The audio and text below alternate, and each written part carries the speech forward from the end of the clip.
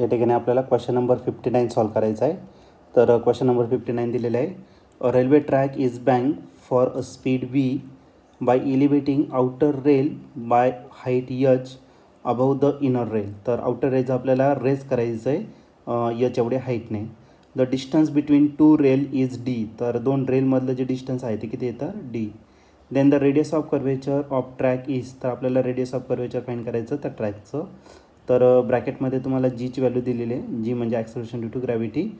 आणि हा क्वेश्चन जो आहे तो 2023ला आलेला होता. लेटेस्ट क्वेश्चन आहे.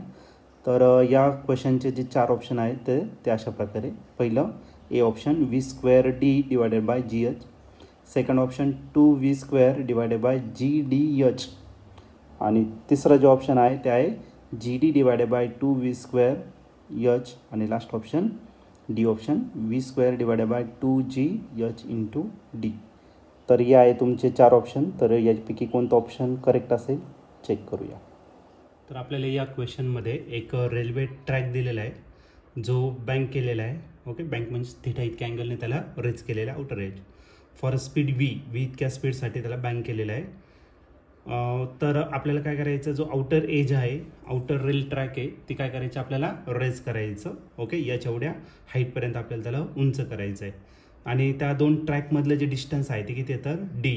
तर आपल्याला फाइंड करायचं रेडियस ऑफ कर्वेचर त्याचं किती असेल ते फाइंड करायचं. ठीक आहे, मग सर्वात पहिले तुम्ही काय करतो या ठिकाणी डायग्राम ड्रॉ करतो. तर सर्वात पहिले एक असणार तर तुमचं रेल्वे ट्रॅक असेल. ओके, हॉरिझॉन्टल रोड सरफेसवरती. आणि याच्यातलं जे डिस्टन्स आहे ते किती दिलं आहे तर त्याने d इतकं दिलेलं आहे.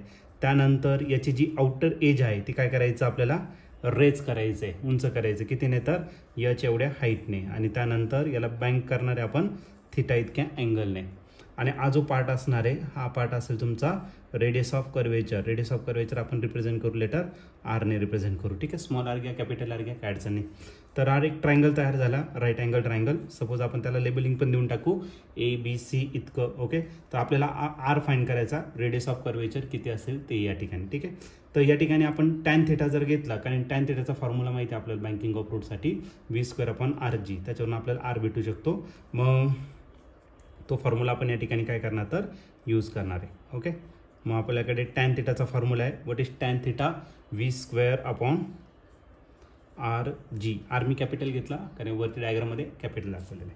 आता या फिगरमध्ये जर घेतलं तर आपल्याला टॅन थिटा या ठिकाणी काय करायचा फाइंड करायचा. मग आज जर ट्रायंगल घेतला, कोणता triangle ABC. In triangle ABC measure of angle ABC is equal to 90 डिग्री. ओके, मग आपण या ठिकाणी काय यूज करू शकतो टॅन थिटा. आणि टॅन थिटाचा फॉर्म्युला असेल अपोजिट अपॉन ॲडजसंट. अपोजिट काय BC किंवा CB घ्या. अँड ॲडजसंट जर घेतला, ॲडजसंट काय तर तुमचा AB. ओके, म्हणजे या ठिकाणी आपल्याला टॅन थिटाची व्हॅल्यू भेटून जाईल. आणि BC किती आहे तर BC आहे आपला h. आणि AB जो आहे AB किती आहे तर आपला D आहे. ओके, मग टॅन थिटाच्या जागी आपण याची व्हॅल्यू पुट करून टाकणार आहे. आणि टॅन थिटाच्या जागी पुट करू आपण h डिवायडेड बाय d इतकं. आणि राहिला v²/rg. आपलं काय फाइंड करायचं रे, आरच फाइंड करायचं. ही स्टेप आता मी या ठिकाणी राईट करतो इथे. तर आर इकडे घेऊन टाकू.